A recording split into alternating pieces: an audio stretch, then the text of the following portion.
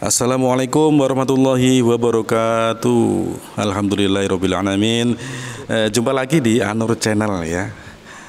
Channelnya Masjid Anur Menganti Gresik. Adik.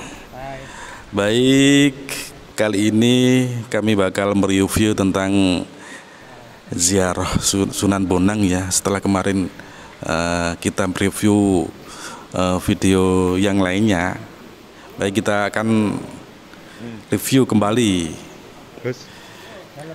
Kali ini saya masih bersama Pak Damar ya. Assalamualaikum Pak Damar. Waalaikumsalam warahmatullahi wabarakatuh. Pak Damar ini juga merupakan tim media kita ya, Anur Channel, yang ikut mendokumentasikan dengan video-video dan foto ya yang kita review saat ini. Oke Pak Damar, ini di mana ini? Oke, Tempat wisatanya ini. selamat Ziarahnya. pagi. Assalamualaikum buat para pemirsa semuanya. Ini video lanjutan yang kedua ya. Nah, yang kemarin video Sunan Ya, Derajat. kemarin Sunan Derajat, ini yang ke Sunan Bonang. Ini lanjutan lah gitu ya. Ini video waktu mau masuk ke area makam. Iya. Ini jamaah masih pada menunggu Ini rekan-rekannya. siapa Pak Damar? Ini orang ya sama-sama orang ziarah. Oh, jamaah. sama-sama orang. Cuman bukan tim kita ini, bukan jamaah kita. ya. Iya. Oke, lanjut Pak Damar, langsung aja masuk. Ya, ini masih menunggu rekan-rekan. Ya. Masuknya ini apa, dibungut Ya kita kalau kalau tiket ya? kalau masuk itu biasanya kita sekedar Didaftar infak ya. buku tamu, Ya, berapa terus orang. gitu masuk ke bagian penerima tamu, masukin infak lah gitu istilahnya, berapa orang jamaah ya, tidak ditarget sih sebenarnya gitu. Ini pintu masuknya ya ke Iya makam. ya, ya. Siapa yang ditunggu? Kan ada tulisan. Gak ada anu. Nunggu Setiap anu. kali mau masuk juga ini kan di sini nih Silakan masuk. diwajibkan apa, lepas sendal, kata suci itu ya. Itu. Dilepas ya, sendalnya Nanti ya. kan. Sembah. Tapi memang harus seperti itu ya, tempat-tempat keramat seperti itu harus kita jaga kesucian juga sih. Ini juga seperti makam-makam lainnya, ada lorongnya ya Pak, yang di kanan kiri ada penjual souvenir ataupun apa. Ini makam ya ini Ya, ya. makam. Kalau sebenarnya sudah terlewati. Sudah tadi ya, sudah dilewati tadi. Iya. Nanti pulangnya juga lewat situ. Sekarang pukul 00. Sunan Bonang ini merupakan anak dari Sunan Ampel ya, kalau kita Iya. lihat di Suasananya sejarahnya. ramai.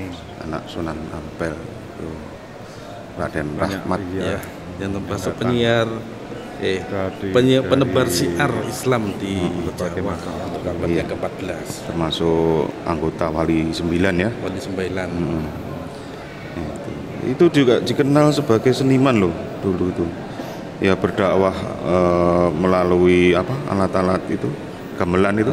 Seperti Ya, namanya Sunan itu. Bonang. Oh, identik dengan Iya, makanya dia punya gamelan. nama apa ya? Seperti khasnya julukan itu. Karena dia seorang seniman, jadi menciptakan alat musik. untuk menyebarkan. Ya, namanya bonang. Kalau orang Jawa tuh mungkin banyak yang kenal lah namanya alat musik bonang itu. Mungkin dengan alat gamelan ini pada saat itu masyarakat itu sangat tertarik sekali ya, dakwah melalui musik ya. Iya, betul. Karena di Pulau Jawa ini kan masih apa ya? Itu memang pemikirannya jenius ya kalau menurut saya. Iya, cara berdakwahnya. Jadi dia berdakwah mengikuti istilahnya itu Beradaptasi dengan masyarakatnya. lingkungan setempat gitu. Terus ini bersiap-siap untuk Mau tahlil ya. Tahlil, mau kirim doa di sini. Itu yang- ada Gus Jainal ini yang memimpin. iya. Tempatnya sangat asri ya Pak Damar ya. Iya, lumayan bagus lah, bersih. Saat ini makam Marawali memang dijaga Tertata, ketat. iya. Dijaga ketat ataupun dibuat senyaman Senyaman mungkin mungkin. ya. Kondisinya Beribadahnya. tenang. nggak boleh pakai pengeras suara. Nggak boleh. Nggak boleh. Kalau dulu boleh. Mengganggu teman. Kalau sekarang nggak boleh. Mengganggu orang-orang yang lagi khusyuk. Nanti kalau masing-masing pakai pengeras suara ya nggak karu-karuan suaranya. Yang memimpin ini Gus Zainal Abidin yang merupakan dulunya Ketua Takmir Masjid An-Nur ya, untuk periode yang ketiga.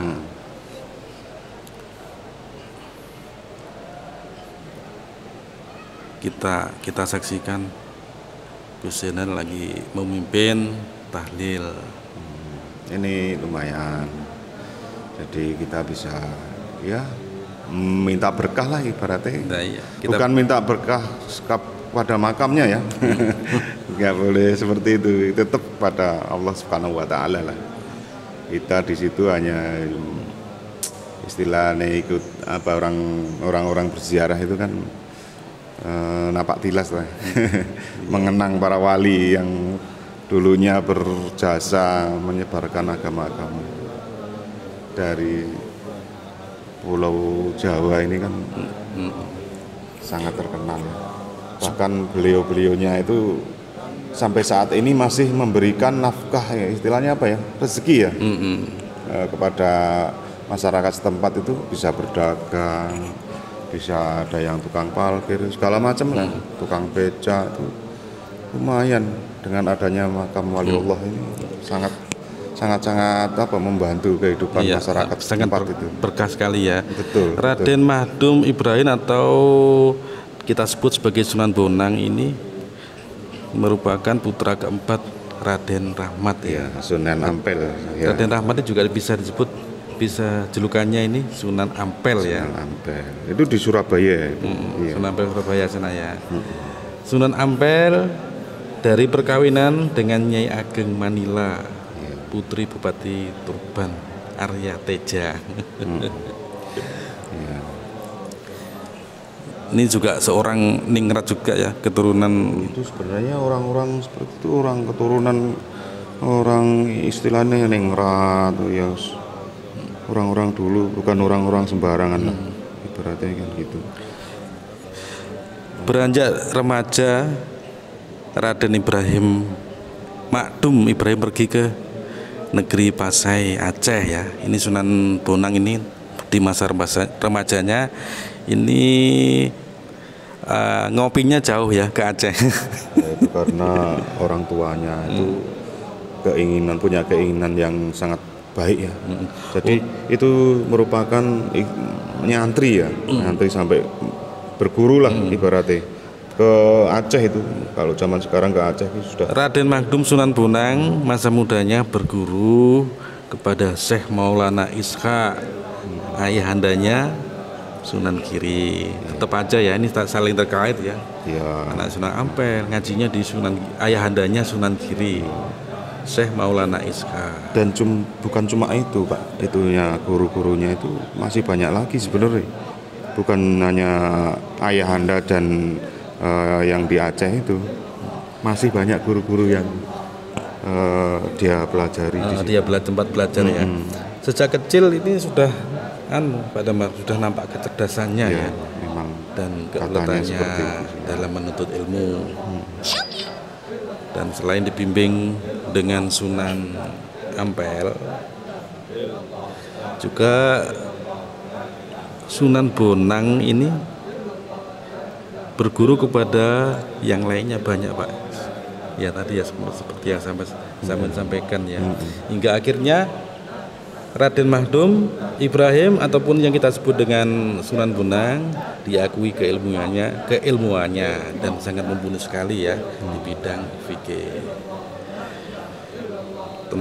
Di bidang usuluddin, tasawuf, seni, sastra, arsitektur dan bela diri silat ya. Wah, bela dirinya itu pernah dia kan bertemu seorang perampok ya.